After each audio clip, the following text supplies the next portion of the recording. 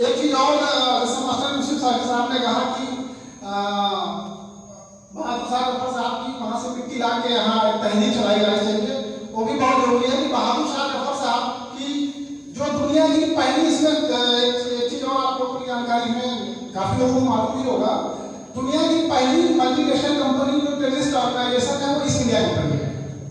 उसी ने ही बहादुर जफर साहब का शहीद किया। नसीर इदरीसी साहब, देखिए नसीर इदरीसी साहब मेरे राजनीतिक उस्ताद हैं। जो इन्होंने मुझे छोटा भाई समझ के इज्जत दी है, मैं इसको स्वीकार करता हूँ, लेकिन एक अदब का भी मकाम है। तो ये जो मंच में मुझे इन्होंने अपनी कुर्सी दी है, मैं राष्ट्रीय अध्यक्ष जनाब नसीर इदरीसी साहब और अपने राजनीतिक उस्ताद को ये वापस करता हूँ। आपसे गुजारिश करता हूँ कि आप तुरंत मंच पे आए और अपना स्थान ग्रहण करें। मेरी उस कौम की लोगों को पहचान नहीं है और हमने तो बनाए हैं समंदर में भी रस्ते, यूं हमको मिटाना कोई आसान। किशोर अवस्था में हमीद को उनके वालिद साहब ने सिलाई के काम में अपने पास बैठाना शुरू कर दिया। हमीद साहब का मन बिल्कुल भी सिलाई के काम में नहीं लगता और वो ज्यादातर गुलेल से अपनी, जो समय रबड़ की गुलेल हमने बचपन में चलाई है, निशानेबाजी किया करते थे, तैराकी किया करते थे, दंड बैठक लगाते थे, अखाड़े में अपनी कुश्ती लड़ने का अभ्यास किया करते थे और जो बाला वैरायटी का अक्सर होता है मुहावरा के टाइम में, उसकी प्रैक्टिस किया करते थे। उसी दौरान जब हम थोड़े बड़े हुए तो गांव के पास में एक नदी बहती है, कोई बहुत तेज बारिश हुई तो नदी के अंदर बाढ़ आ गई। हमीद का युवा मन कुछ कसकर गुजरने को बेताब रहता था, उस बाढ़ में फंसे हुए लोगों को, तमाम लोगों को, जो गरीब बस्ती के, जो गांव के नीचे साइड में बसे हुए घर थे, वो जब घर बाढ़ में घिर गए तो हमीद ने उन तमाम लोगों को निकाल करके पक्के स्कूल तक, जो सरकार बेहद शुक्रगुजार हूँ जिन्होंने ये प्रोग्राम आज मुरादाबाद में मुनक्किद किया है।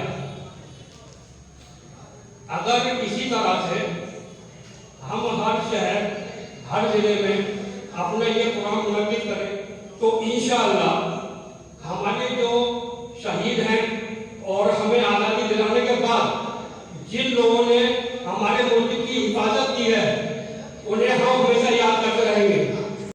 जैसे कि इतने सारे हमारे भाई लोग बैठे हैं मंच पर, मैं काबिल नहीं हूँ कि इन लोगों के सामने बोलूँ। हमारे जनाब इस्माइल बाटलीवाला साहब और सलीम, हमारी कोई सुनता नहीं है, सरकार हमारी सुनती नहीं है। जब एक जगह पर हम खड़े होकर एक मुत्तहिद होकर एक साथ खड़े नहीं हो पाते तो सवाल क्यों? सवाल तो हम अपने आप से करें। क्या आप लोग में से इतने सारे लोग हैं, क्या सबके दो भाई, एक बहन, माँ, बाप, कोई तो घर में होगा? तो मुझे लगता है फैमिली से सबको ही आना चाहिए था इनके लिए। आज अगर हम उनके लिए नहीं खड़े हैं, वीर अब्दुल हमीद जी के लिए, तो हम किसके लिए खड़े होंगे? आज हमारा अस्तित्व मिटाया जा रहा है, हमसे पूछा जा रहा है, हमसे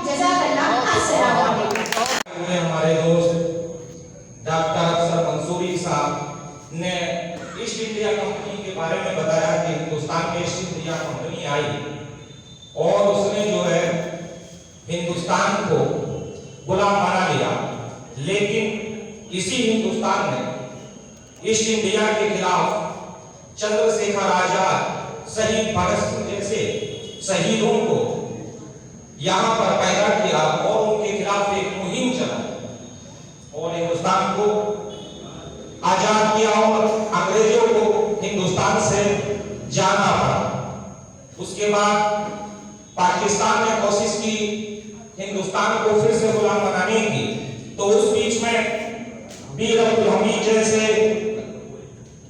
परमवीर चक्र को हिंदुस्तान ने पैदा किया और पाकिस्तान को मुंह तोड़ जवाब दिया।